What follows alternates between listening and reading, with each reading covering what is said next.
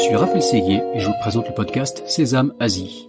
La région APAC compte plus de 4 milliards d'habitants et représente près de la moitié de la croissance économique mondiale. De nombreux Français sont donc venus s'installer ici, dans la région la plus dynamique au monde. Cependant, réussir en Asie n'est pas toujours facile.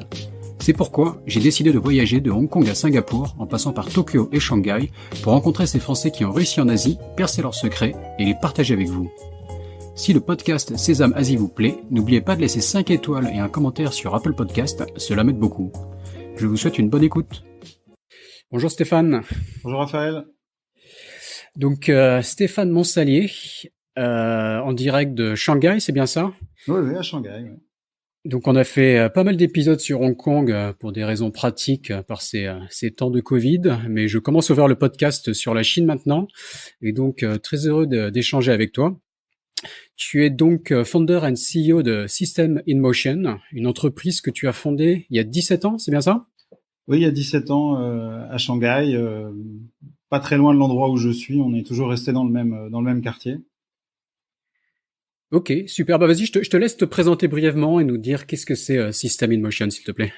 Donc System in Motion, c'est une société de services informatique. On appellerait peut-être ça une SS2I si on était en France, mais ici la terminologie n'a pas forcément de sens.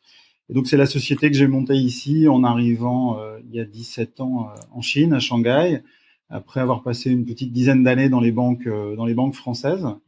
Et on a eu plusieurs, on va dire, modèles opératoires.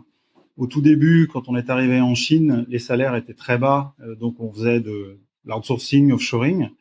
Et puis on s'est retourné un matin et on s'est rendu compte qu'il y avait un marché local en Chine. À l'époque, c'était plutôt des sociétés qui faisaient de l'export, c'était des sociétés de trading indépendantes ou des bureaux d'achat de grands groupes. Et puis avec le temps, on a rencontré plutôt des gens qui faisaient de l'import, voire de la production sur place. Et donc aujourd'hui, System in Motion, c'est 26 employés ici à Shanghai dans les bureaux. C'est une grande majorité des grandes boîtes internationales qui ont des grands projets en Chine. Surtout cette année où c'est surtout l'économie chinoise qui fonctionne bien à l'heure où on se parle en décembre 2020. Donc ces sociétés étrangères ont besoin de services de qualité. Ils ont besoin d'ingénieurs qui à la fois comprennent la Chine, mais ont des méthodes de travail et de gestion de projet, on va dire très modernes et très avancées. Et donc ce sont l'ensemble des services qu'on propose à nos clients aujourd'hui en Chine. D'accord, ok, très bien. Donc on va revenir un peu sur comment t'es arrivé à être entrepreneur en Chine. Donc tu nous as dit une dizaine d'années donc dans le domaine bancaire en France. Je vois même un poste de Disaster Recovery Consultant. C'est pas mal, je trouve, d'avoir désastre dans son titre professionnel. Ouais. Ça, en fait, t'es peut-être trop jeune, mais c'était suite à l'incendie du Crédit Lyonnais.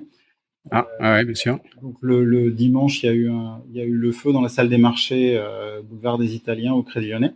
Et le lundi matin, toutes les banques se sont réveillées et se sont demandé et si ça nous était arrivé à nous. Il se trouve que le Crédit Lyonnais avait, lui, une équipe qui avait travaillé sur un plan de secours.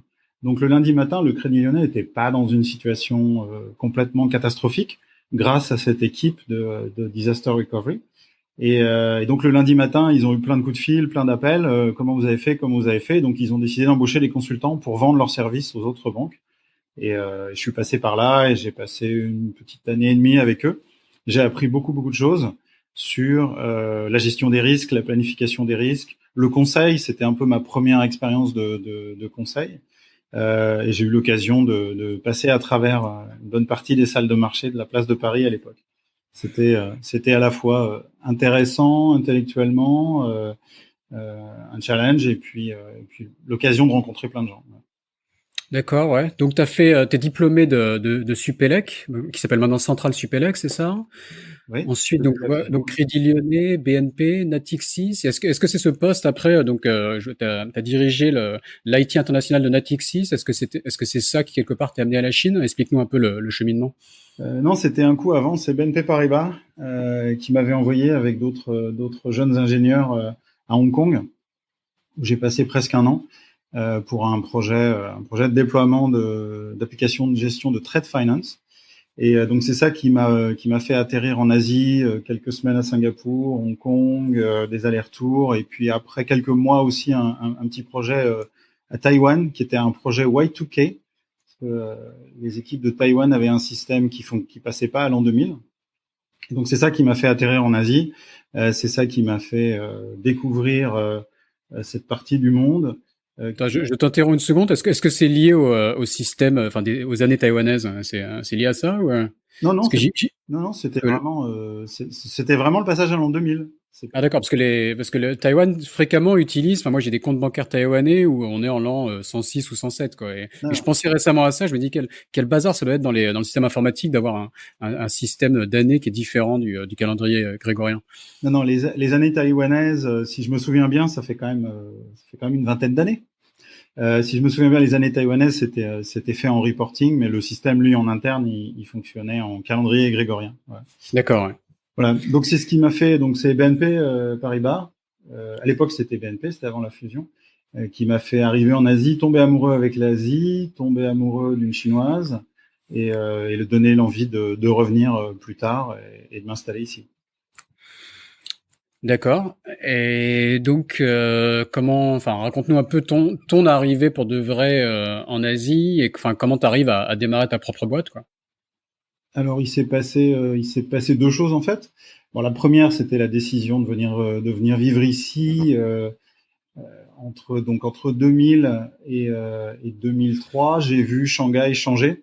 Alors évidemment, tout le monde se souvient des gens qui sont arrivés en 2010. De 2010 à 2020 ont vu les changements, mais les changements de 2000 à 2003 étaient déjà très très réels dans la manière dont la ville s'est développée. Et donc ça m'a donné envie de venir ici en pensant qu'il allait se passer des choses intéressantes et que le Shanghai des années 99 était en train de se transformer très rapidement. L'avenir m'a donné raison. J'ai eu vraisemblablement un petit peu de chance. C'était pas une prédiction qui était certaine de se réaliser. Et donc, une fois qu'on a eu décidé avec mon épouse de venir vivre ici, mon premier réflexe a été de chercher un boulot. J'étais corporate. Donc, je suis allé dans deux, trois cabinets de recrutement qui parlaient anglais. J'ai montré mon CV.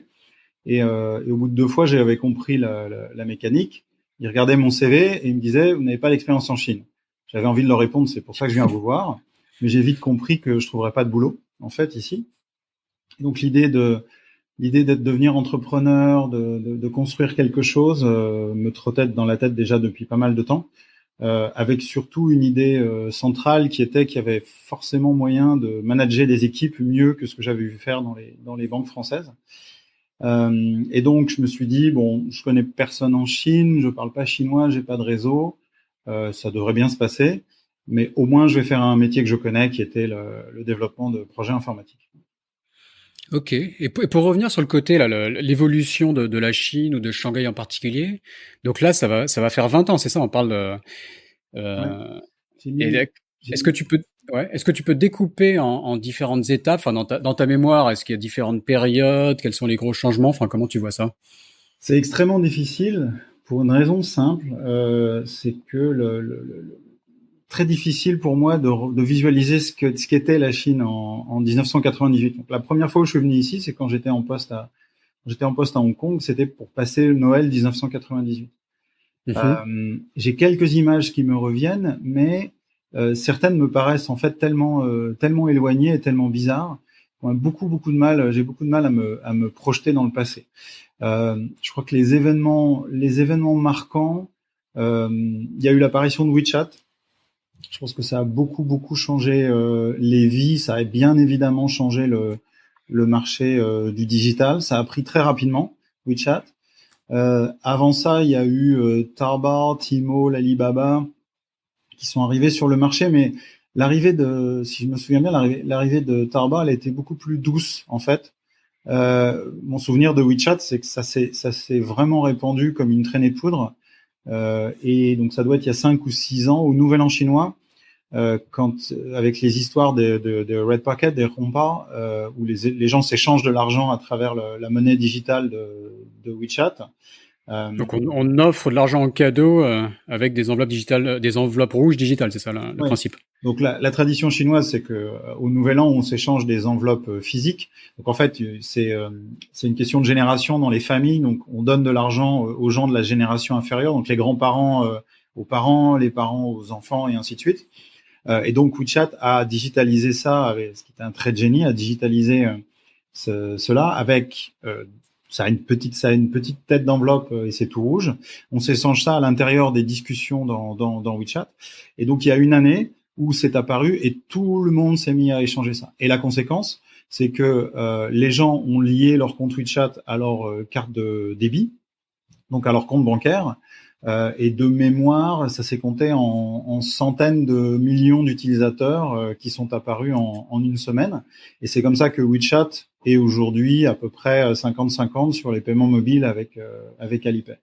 Donc ça, c'est des événements marquants non seulement du monde digital, mais aussi de la manière dont on vit, puisqu'on vit aujourd'hui depuis déjà plusieurs années sans argent liquide en Chine. Et avant ça, toutes les autres transformations, elles se sont faites petit à petit. 2010 a été une année de transformation. Donc là, je remonte dans le temps en arrière.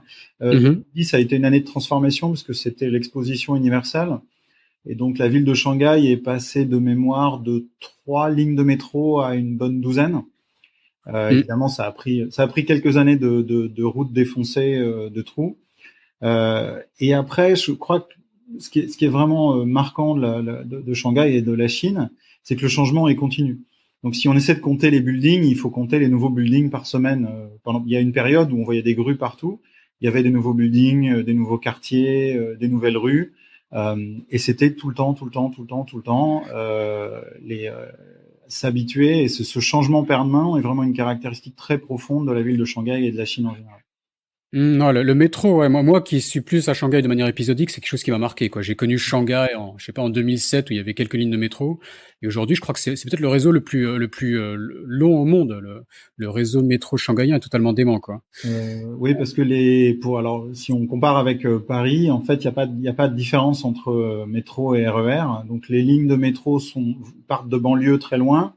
L'espacement des stations se réduit quand on arrive en ville. Et puis il part de l'autre côté. Donc si un métro vient de l'ouest, il va continuer vers l'est. Et alors je sais pas si c'est le plus long, mais très vraisemblablement c'est celui qui transporte le plus de passagers par jour. Et c'est vrai que le côté après immeuble, c'est vrai que ça a marqué tout le monde, quoi. La construction de nouveaux immeubles en Chine. Et à Shanghai, on parle même de quartiers qui se sont transformés, quoi. Moi, j'ai habité à Jing'an-se par le passé, qui est donc un quartier assez central où il y a beaucoup d'expatriés. Et je reconnaissais plus le quartier parce qu'ils ont construit 2 ou 3 shopping malls. Enfin, ils ont modifié un quartier entier, quoi. Donc, il y a quand même des modifications assez démentes et même des mini centres-villes qui éclosent un peu partout, quoi, maintenant dans Shanghai. Hein. Tu me dis si je me trompe, mais la ville s'étend de plus en plus, quoi. Alors, il y a beaucoup moins de travaux en centre-ville parce qu'il y a quand même une bonne partie qui a été reconstruite.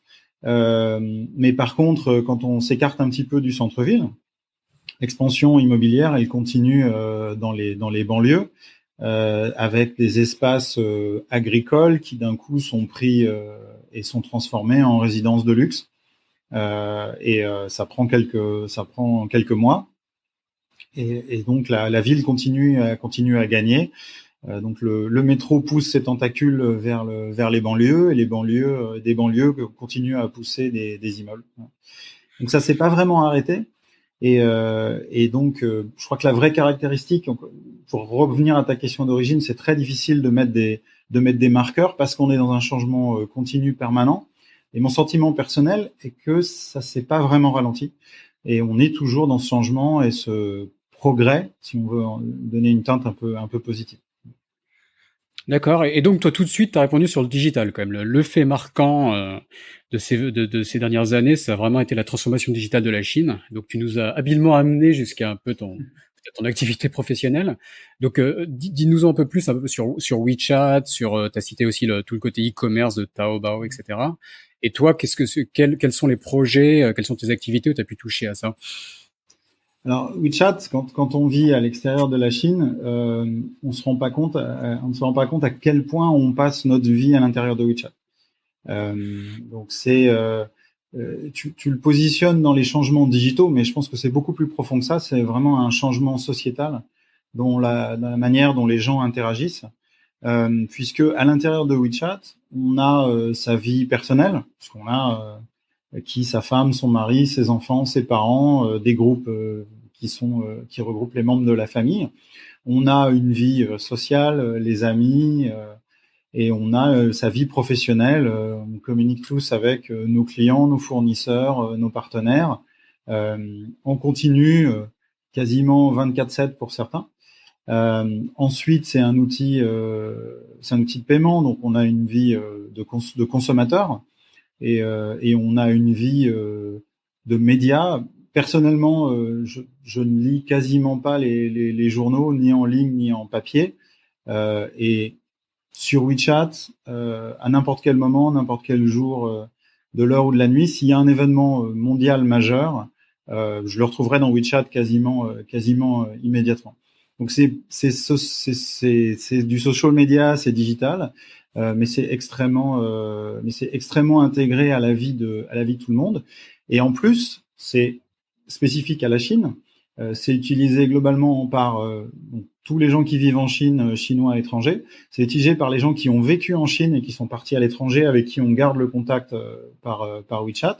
Et c'est utilisé par la diaspora chinoise, donc les familles d'origine chinoise qui vivent un peu partout dans le monde.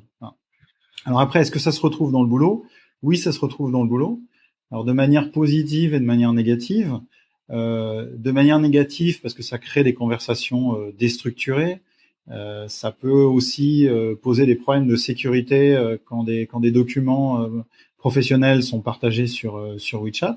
D'où l'idée de WeChat de créer un nouveau service qui s'appelle WeChat Work, qui est fait pour les entreprises, pour que l'entreprise puisse maîtriser toute la communication entre ses salariés et ses clients, les documents qui sont partagés, et en même temps s'intégrer à des outils d'entreprise, s'intégrer à des applications, à des intranets, des opérations comme les demandes de remboursement, les demandes de congés, tout un tas de petites applications qui rentrent dans ce qu'on appelle le OE, le Office Automation, et qui sont disponibles dans l'abonnement WeChat Work, donc quasiment gratuit. C'est un peu comme du Slack ou du Teams, voire plus même en termes de fonctionnalité. C'est tout ça et plus. D'accord, ouais. Ok. C'est tout ça et plus parce que quand une entreprise utilise WeChat Work, et donc on commence à l'utiliser et on commence avec nos clients à regarder les opportunités. L'intérêt, c'est que, donc imaginons que tu sois mon client et moi je suis commercial de System in Motion. Moi, je vais utiliser WeChat Work. Toi, tu vas utiliser WeChat. Donc le WeChat que tu connais et avec lequel tu es habitué à discuter avec moi. Donc, au lieu d'avoir une discussion commerciale client, et après, si je démissionne, moi, je vais à la concurrence et j'ai encore tous mes clients. Toi, tu auras la même discussion, mais avec un compte qui appartient à l'entreprise, qui aura aussi ma photo. Par contre, demain, si je pars, il y a un autre commercial qui vient et il reprend la discussion avec Raphaël et il a tout l'historique. D'accord. Ouais, vas-y. Voilà, donc ça fait déjà quelques années que c'est déployé. Les entreprises commencent à s'intéresser à ça, et les entreprises commencent à comprendre que c'est une vraie transformation parce qu'on va déplacer la conversation. C'est pas une révolution. On va pas forcer les clients à changer leur mode de communication. Eux vont continuer à communiquer comme avant avec des messages à 10h du soir ou 4h du matin. Ils vont continuer à envoyer des photos, à envoyer du multimédia à travers leur WeChat. Mais par contre, l'entreprise, de son côté, va sécuriser ces données-là et va les gérer un petit peu mieux. D'accord. Donc, ouais, c'est vraiment une application. Enfin, tu as cité pas mal de fonctionnalités, mais ça va même jusque commander un taxi. Bien sûr, les paiements, tu as parlé de WeChat Pay. Ah oui. Donc, c'est une appli couteau suisse, quoi. On peut, à la limite, en Chine, installer une seule appli et survivre. WeChat fait le job, quoi. Et c'est en plus une énorme force pour Tencent, donc l'application la société qui est propriétaire de WeChat. C'est que contrairement par exemple à un Facebook, la comparaison est souvent faite avec Facebook, WeChat collecte des données sur le monde réel. Puisque quand on paye dans un magasin avec le WeChat Pay avec son téléphone, c'est un point de données sur le fait que à midi, je suis allé déjeuner à tel endroit, dans tel restaurant. Puis j'ai commandé un taxi pour rentrer chez moi. Et puis ainsi de suite. Et donc cette connexion, cette collection de données, de points de données qui sont liés au monde réel, c'est une énorme force dans la vision de segmentation que Tencent peut offrir à ses clients corporate. Ok, d'accord. Et sur le côté e-commerce, alors je sais que tu as pas mal travaillé avec le retail par le passé. Et tu as commencé à citer Taobao. Enfin, WeChat, c'est aussi un outil de e-commerce. Et maintenant, on voit pas mal de nouvelles plateformes comme Xiaohongshu, Little Red Book, toutes les différentes apps de réseaux sociaux offrent aussi des fonctionnalités e-commerce. Comment tu as vu l'évolution, toi, vu que tu as cité ça comme révolution que tu as vue en Chine ces dernières années également? Donc la révolution du e-commerce en Chine, elle a été souvent commentée.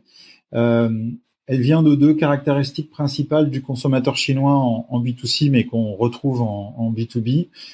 C'est le côté pratique et la vitesse. Donc, commander sur son téléphone et être livré alors ça dépend des cas, 4 heures, 8 heures, 24 heures en fonction des produits. C'est cette combinaison parfaite qui satisfait le consommateur chinois. Après, là où Taobao joue, et puis les Xiaohongshu et autres, et Pinduoduo qui est un autre modèle économique.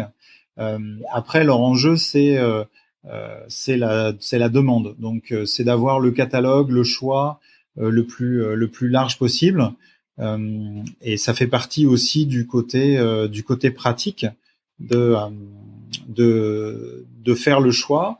L'autre côté pratique qui peut avoir des impacts un peu plus négatifs, c'est de dire je sais pas trop si c'est ma taille, donc je vais commander la taille en dessous, la taille que je pense et la taille au-dessus, et je renverrai les deux qui me vont pas et je garderai celui qui me va bien. Voilà. Et tout ça s'appuie sur des infrastructures de livraison qui sont extrêmement denses. Donc, dans une ville comme Shanghai, dans toutes les résidences, on voit passer des livreurs qu'on appelle ici de leur nom chinois de Kuaidi. Il y a des livreurs qui passent toute la journée et qui livrent toute la journée, qui vont être soit faire partie des grosses plateformes e-commerce, donc Alibaba a sa propre réseau de livreurs, ou qui sont des livreurs agnostiques et qui travaillent pour plusieurs marques ou plusieurs plateformes. Et cette pour l'e-commerce ou pour de la nourriture. Alors, on fait pas trop. Pour le coup, on fait pas trop la différence. Le e-commerce, c'est du e-commerce. J'ai mon téléphone. Alors, la grande majorité se fait sur téléphone mobile. Hein. On est vraiment mobile first en Chine, à tel point que, en fait, le modèle est inversé en Chine, mais j'y reviendrai après. Donc, je commande sur mon téléphone une paire de chaussures et puis des choux, des carottes et 500 grammes de bœuf. C'est la même logique et c'est la même opération. Derrière, c'est pas la même logistique. Il faut garder les produits frais, il faut passer par les bons canaux. Mais quelque part, on a gommé un petit peu tout ça. Et le consommateur chinois, lui, il va faire son choix, il va prendre ses préférences. Alors effectivement, il y a des verticales, il y a des plateformes qui sont dédiées aux produits frais, des plateformes qui vont être dédiées au luxe, des plateformes qui vont être dédiées aux cosmétiques. Donc on peut rentrer dans la spécialisation, mais il y a une espèce d'unité à la fois d'expérience utilisateur et de démarche, de dire voilà, je suis chez moi, j'ai accès au catalogue de tous les produits possibles et imaginables, et je fais le choix et j'ai le pouvoir de décider ce que je veux et à peu près à quel prix. D'accord.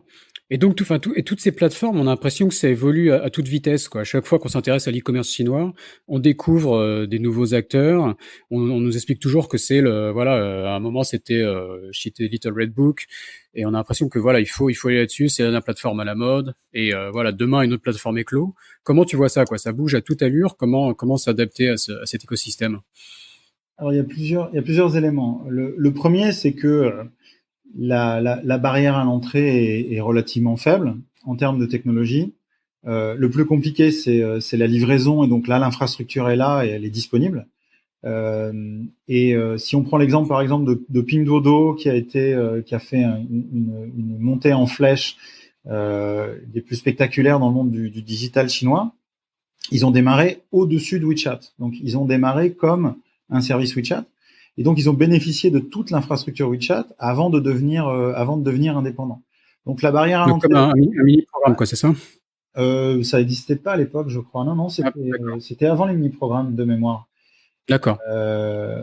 Et donc, bénéficier de l'infrastructure logistique partagée de tous les livreurs qui sillonnent les villes chinoises, de paiements digitaux qui sont déjà là, donc il n'y a pas de procédure compliquée pour aller s'intégrer avec une gateway, une banque, etc. Ça rend le déploiement de modèles extrêmement rapide, extrêmement efficace. Le deuxième volet de cette on va dire du terreau chinois, c'est l'accès au capital. Ça s'est je pense que ça s'est un petit peu tari en 2020, mais jusqu'à l'année dernière, il y avait des tonnes de capital qui étaient disponibles pour investir dans des startups avec toujours la même vision, avec la vision d'investisseur qu'on peut investir dans 100 projets, et s'il y en a un qui réussit et qui fait fois 1000 ou fois 10 000, ça rentabilise tout le reste. Voilà. Après, il y a d'autres parties de l'écosystème qui sont, on va dire, les marques, les producteurs, les vendeurs et les agences.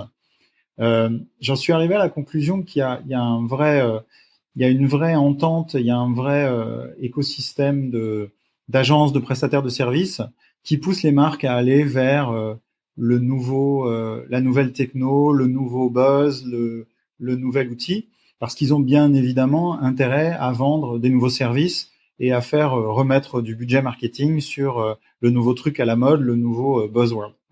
Donc si on les reprend peut-être dans l'ordre, donc évidemment Tmall en a été un, WeChat en a été un, Xiaohongshu en a été un, surtout en mode et cosmétique, et beauté et skincare.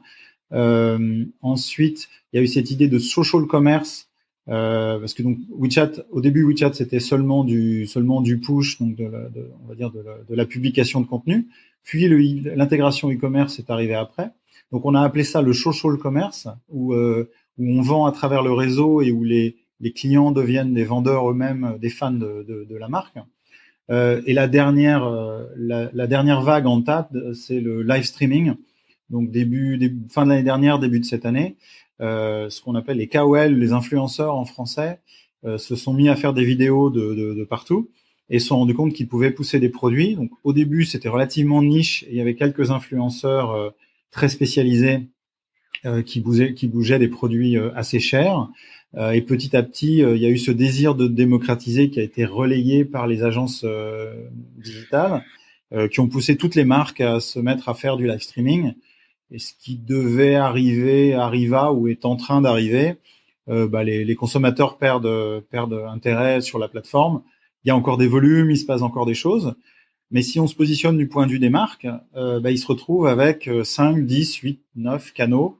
Et il faut animer tout ça, et il faut continuer à mettre un peu de charbon dans chaque locomotive pour continuer à avancer sur tous les canaux.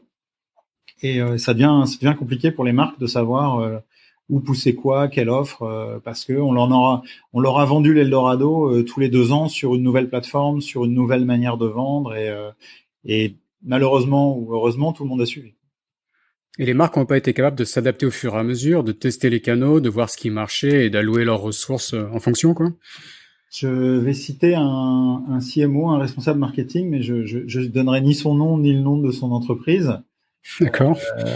Il m'a dit en confidence, le live streaming, c'est pas pour nous, c'est pas notre cible, on va pas gagner beaucoup d'argent, mais on ne peut pas ne pas y aller. Mmh. Voilà. Ok. Ça résume tout. Ouais. Pour moi, ça résume tout. D'accord. Et quand on voit toutes ces plateformes, on a l'impression qu'en Chine, ça devient incontournable de passer par une plateforme pour vendre en e-commerce. Et un peu à l'image de ce qui peut se passer en Occident avec Amazon, qui coupe vraiment la relation entre les retailers et les consommateurs. Sauf qu'en Occident, on peut encore faire des ventes sur son brand.com, sur le site propre d'une marque de retail. Est-ce que, comme en Chine, c'est quoi? C'est fini, quoi? On est obligé de passer par les plateformes et on oublie la relation client? Alors non, on n'oublie pas la relation client parce que la demande est reine et elle est clé. Surtout que les plateformes vont attirer en grande majorité des gens qui cherchent des deals, des gens qui cherchent du coupon, des gens qui cherchent des promos et qui ont à peu près aucune fidélité aux marques. Donc les plateformes, elles sont là. Alors les plateformes, elles ne vont pas disparaître pour une raison très simple, c'est que je n'ai pas encore croisé le CEO Chine ou le directeur général Chine d'une marque qui accepte une année de couper la plateforme et de couper 25% de son revenu, même s'il explique qu'au final, on fait 0% en marge, ce qui est le cas de certaines marques, parce qu'elles ont beau faire des gros volumes, elles doivent mettre tellement de budget marketing, tel genre de promotion, tellement de coupons, qu'au final, elles vendent à peu près à l'équilibre, si ce n'est à perte. Voilà. Mais en termes de top line, en termes de revenus, personne n'ira se couper un bras, n'ira couper un quart ou 30% de ses ventes. Voilà. À l'extérieur de la plateforme, à l'inverse, c'est là où il faut créer de la fidélité, c'est là où il faut créer de l'intérêt pour la marque, c'est là où il faut animer un réseau de consommateurs, d'influenceurs qui eux-mêmes sont les consommateurs et qui ont une passion pour la marque. Et c'est là où WeChat a tout à fait sa place, avec du contenu de qualité, bien segmenté, et où on peut avoir de vraies interactions avec les clients, où on peut s'y vendre, mais du coup on vend à des gens qui sont déjà intéressés, qui ont fait le choix de suivre la marque et qui ont cette fidélité. Donc c'est vraiment deux approches différentes qui sont complémentaires. Et les marques qui ont à peu près, qui ont la bonne taille, qui ont une marque forte aussi. Parce qu'un des gros défauts des plateformes, c'est aussi d'écraser les marques et de leur faire perdre un petit peu leur identité. Donc pour survivre, vivre sur une plateforme, il faut une marque forte qui sait qui elle est, qui a réussi à s'adapter à la Chine, donc qui sait qui elle est dans le reste du monde, qui sait qui elle est en Chine, qui sait à qui elle parle et pourquoi elle est là. Et ce sont des questions un peu compliquées, un peu philosophiques, mais qui sont absolument indispensables pour travailler sur le marché chinois. Oui, quand tu me dis identité des marques étrangères en Chine, c'est vrai que c'est un vaste débat, quoi. On a vu pas mal de catastrophes passées. S'adapter à la Chine, du basique, d'adapter, d'avoir un nom chinois à peu près correct, à vraiment faire un marketing adapté au marché chinois, c'est vraiment un vaste sujet, quoi. Donc ça, c'est moins notre métier. On n'est pas une. Ouais, non, je veux revenir sur System in Motion. Je sens qu'on s'écarte au fur et à mesure, mais vu que c'est passionnant, on continue. Mais t'as raison de recadrer la discussion. Reviens un peu plus à System in Motion. Dis-nous un peu plus ce que tu fais dans les détails, s'il te plaît. Ce que je décris est pas complètement décorrélé de ce qu'on fait. Oui, bien sûr. Puisque un des éléments clés qu'on voit très prégnant cette année, c'est le contrôle de la donnée. Et donc, on voit les marques s'intéresser de très près aux données qu'elles possèdent, aux données qu'elles ne possèdent pas, qu'elles devraient posséder, qui leur appartiendraient de droit, mais qui sont à droite, à gauche, justement, sur des plateformes, dans des outils SaaS, auxquels n'ont pas forcément tout à fait accès. Et ça, c'est au cœur de beaucoup de projets qui sont sur la récupération des données, l'agrégation, le nettoyage des données, la mise en place de projets de digitalisation qui permettent de collecter des données de meilleure qualité, de les nettoyer, de les rapprocher, de les corréler et de créer de la valeur à partir des données. Et donc dans le désamour des marques puissantes vis-à-vis des plateformes, des Jingdong ou des Tmall, au cœur de tout ça, c'est la donnée, c'est le contrôle de la donnée, puisque Alibaba, contrairement à ce qu'on pourrait penser, enfin Tmall, moi depuis quelques années déjà, je me suis rendu compte que c'était pas une plateforme e-commerce, c'est vraiment un broker de données, et c'est là où est leur valeur, et ils la monétisent de plus en plus sur des campagnes marketing et sur de la vente de trafic de médias. Et gagnent sur les deux tableaux parce qu'ils prennent aussi sur les transactions. Donc il est absolument critique et même salutaire pour les marques de reprendre le contrôle de leurs données. Et on a plusieurs clients qui ont commencé à travailler dans ce sens-là, qui découvrent des choses phénoménales. Et on les aide soit à redévelopper des parties de leur système d'information, à débrancher des choses qui servent plus à rien, à fusionner, à nettoyer. Et il y a beaucoup de valeur à créer dans ces projets-là. Donc typiquement, ton client, c'est quelle typologie d'entreprise? Et un projet, un peu plus concrètement, là, enfin quand tu parles des systèmes que tu branches, que tu débranches, tu peux nous donner quelques exemples concrets? Donc notre client typique, c'est une société multinationale qui a une présence en Chine qui est déjà relativement importante, qui sait encore une fois pourquoi ils sont là et qui ont déjà quelques années d'opérations derrière eux, qui ont bien compris la Chine, qui ont compris qu'il fallait faire des choses différentes en Chine, l'écosystème digital, leur typologie de clients, les types de produits qu'ils mettent sur le marché peuvent être de un petit peu différents à complètement différents de ce qu'ils font ailleurs dans le monde. Et qui veulent quand même avoir la qualité, la sécurité et souvent l'intégration avec des systèmes groupes et qui ont besoin d'une société qui a, je dirais, un pied dans les deux mondes, qui comprend les spécificités de la Chine, qui comprend les besoins d'un grand groupe international en termes de sécurité et de qualité, et qui travaille à la vitesse de la Chine, qui est capable, chose que l'on fait assez souvent, de parler avec les headquarters en Allemagne, en Angleterre, aux États-Unis, de leur expliquer pourquoi le projet chinois fait du sens, leur expliquer que on sait ce qu'on fait, leur expliquer, répondre à toutes les questions qu'ils peuvent avoir sur l'hébergement, les données, le cloud, l'infrastructure, et travailler de concert avec des équipes qui sont à l'extérieur de la Chine, en minimisant les incompréhensions. Et ensuite, à l'intérieur de cette entreprise, on suit dans tous les cas, pour tous nos clients, il y a un leader en interne qui a une stratégie très claire et qui a une stratégie de différenciation. Et donc, quand les entreprises viennent nous voir, ou plutôt quand les managers viennent nous voir, ou les directeurs viennent nous voir, c'est parce qu'ils ont une idée très précise de comment ils veulent faire évoluer leur business en Chine dans les années qui vont venir. Et ils ont besoin de services informatiques sur mesure qui répondent à ces besoins-là. Ils savent que leur headquarter peut les aider jusqu'à un certain point, mais ils ne comprennent pas assez bien la Chine pour le faire ici. Ils savent que des prestataires locaux vont rien comprendre à ce que leur headquarter leur demande et vont faire des choses très chinoises qui vont faire du sens en Chine, mais qui ne vont pas répondre aux standards d'un grand groupe international. Donc c'est là où on trouve, c'est là où c'est ces clients-là, quand ils nous trouvent, quand on les trouve, où on a l'optimum de création de valeur pour supporter un business model, une évolution dans les années à venir, pour prendre les opportunités du marché chinois en étant une marque internationale ou une entreprise internationale ici. Donc tu parles d'hébergement, des données, du cloud, etc. Quand tu as un client étranger qui connaît encore mal la Chine, qui a par exemple une solution SaaS et qui veut rentrer en Chine et qui s'inquiète forcément des complications qu'il peut y avoir sur le marché chinois, quels sont tes premiers conseils? Comment tu l'orientes? Il y a deux sujets majeurs. Il y a le fait que ce soit utilisable, pas utilisable. Donc, si une solution SaaS à l'extérieur de la Chine, certaines sont tout à fait utilisables, ont des bons temps de réponse, fonctionnent bien, sont compatibles avec à peu près tout ce qu'on utilise ici. Donc ça, c'est bien. Et d'autres ne le sont pas du tout. Ça va de complètement bloquer, on peut même pas les utiliser. Donc, une entreprise qui utilise la suite Google, en Chine, c'est pas la peine. Ils verront pas leurs mails, ils verront pas leurs documents.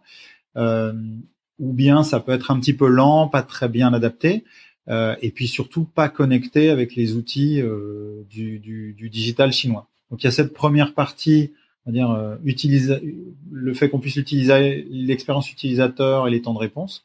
Et la deuxième partie, c'est une partie légale. Donc là, sur la partie légale, on n'est pas des consultants, des avocats, donc on peut pas donner d'avis légaux. Mais on connaît à peu près le droit chinois, on sait à peu près ce qu'il faut faire, donc on connaît les bonnes questions. Par contre, on reste très très prudent sur les conseils qu'on peut donner. Les données personnelles pour une entreprise B2C, donc des données de consommateur final. À partir du moment où il y a un numéro de téléphone, un email ou au pire un numéro de carte d'identité chinoise, ça doit absolument être collecté et stocké sur le territoire chinois. Et ensuite, il faut un consentement explicite sur tout ce qu'on fait avec les données, donc similaire à ce qui existe maintenant en Europe et aux États-Unis. Il faut un consentement explicite pour sortir les données personnelles du territoire. Il faut une bonne raison et il faut les autorisations. Encore une fois, mon conseil vis-à-vis des marques est de consulter leur avocat, de faire une étude sur ce qui est faisable, pas faisable, ce qui est complètement blanc, complètement noir et entre les deux. Ouais, et donc dans cette année de Covid, vu que vous êtes un peu en avance sur le Covid par la force des choses par rapport à ce qui se passe en Occident, comment est-ce que l'année s'est passée pour toi? J'imagine qu'il y a eu des hauts et des bas. Et où est-ce que vous en êtes aujourd'hui? Comment tu vois la situation évoluer? Et quelles sont, avec un peu de recul déjà, quelles sont les conséquences du Covid que tu as pu voir sur ton business, sur la société chinoise en général? Alors c'est une question courte, mais la réponse risque d'être longue. Donc le Covid est tombé. Enfin, la nouvelle du Covid et la prise de conscience du Covid sont tombées pendant les vacances du Nouvel An chinois en début 2020. Donc la première réaction a été de monter une cellule de crise. Donc ça nous ramène au début de notre podcast sur mon expérience de consultant en disaster recovery. Donc cellule de crise, évidemment, un groupe WeChat.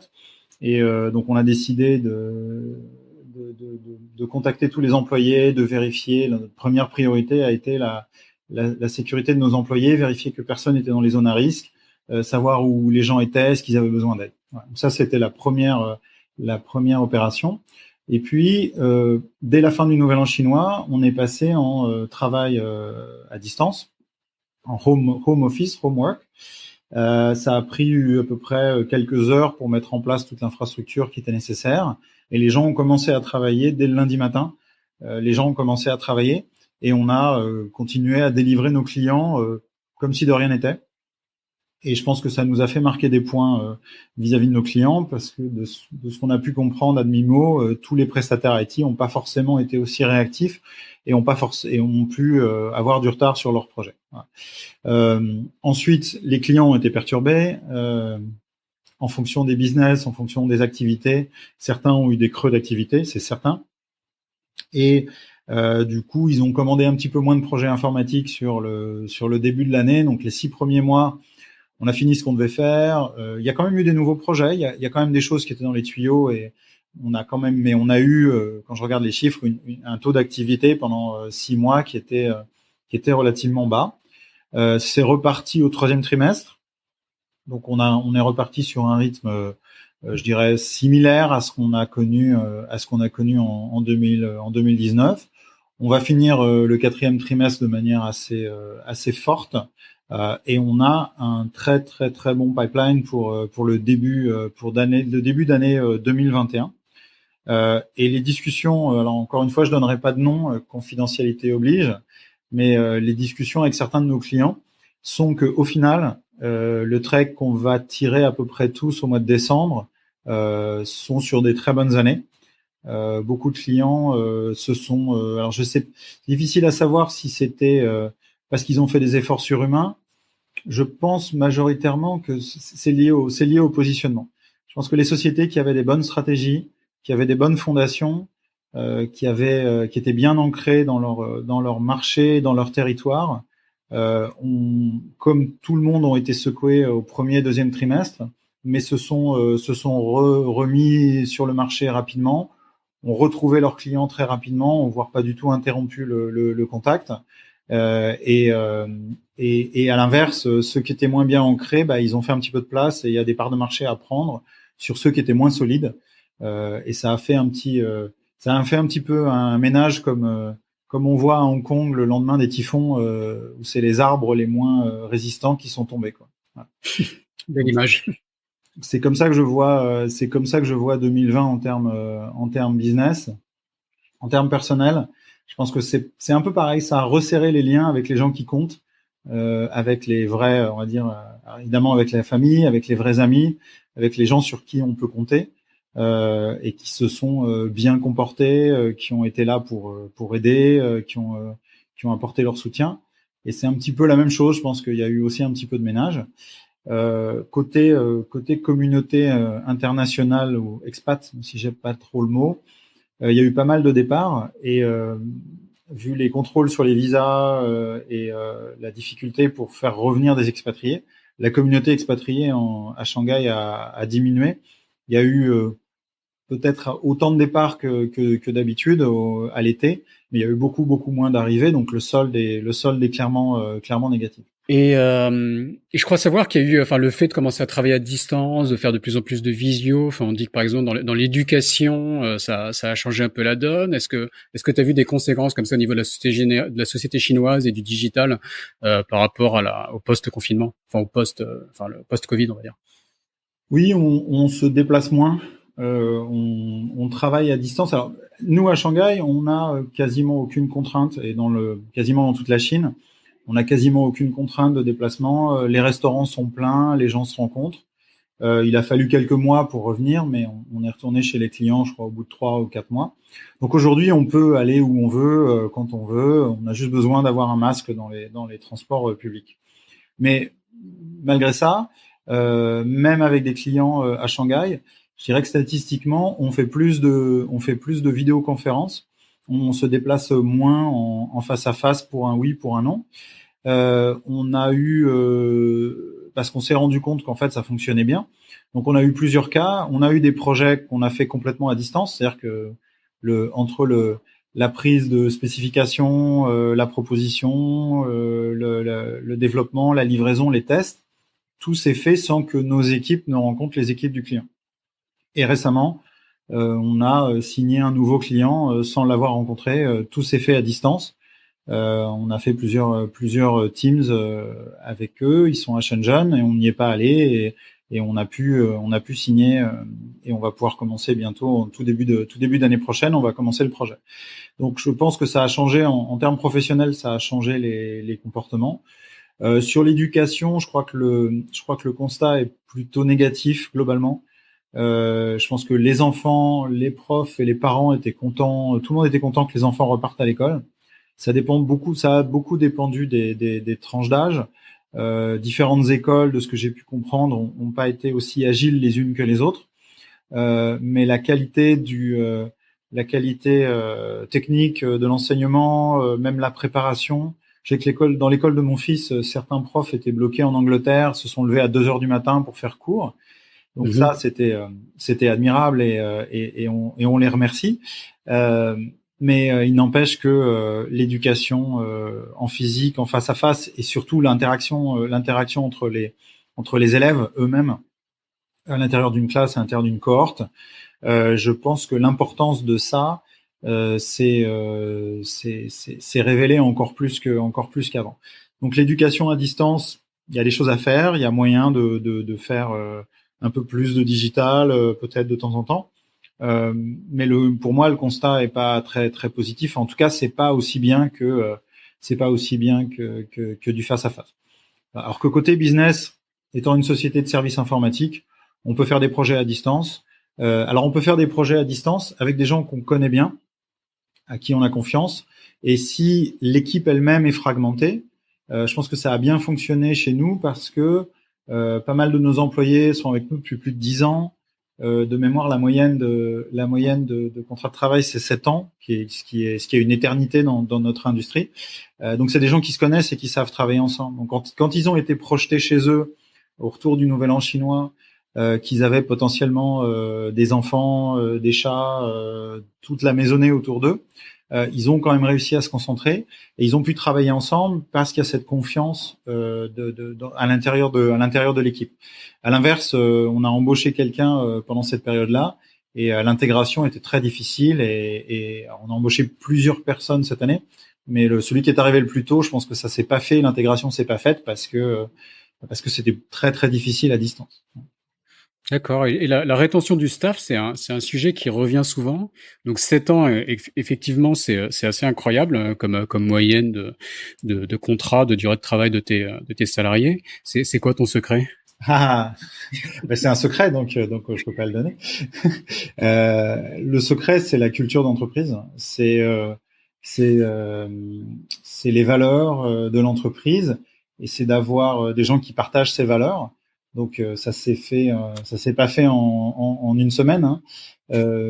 Mais c'est l'œuf et la poule, c'est d'embaucher les bonnes personnes qui ont les bonnes valeurs, qui les véhiculent, qui les renforcent, qui se font confiance et qui du coup travaillent bien ensemble et qui se font confiance. Et c'est ce cercle vertueux qui fait que les gens qui sont ici ils sont dans la bonne entreprise. Donc, ils ont trouvé leur entreprise, on a trouvé nos employés. C'est un bon mariage et ça veut dire qu'il faut mettre les comportements, les valeurs au-dessus des compétences techniques. Les compétences techniques, ça se forme.